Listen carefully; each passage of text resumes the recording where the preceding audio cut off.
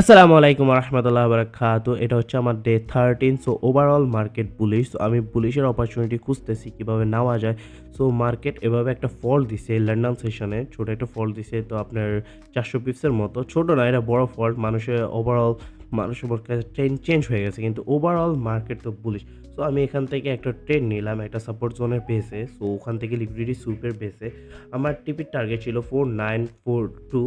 আমার এসএল ছিল 4913 অ্যান্ড আমার এন্ট্রি ছিল 4922।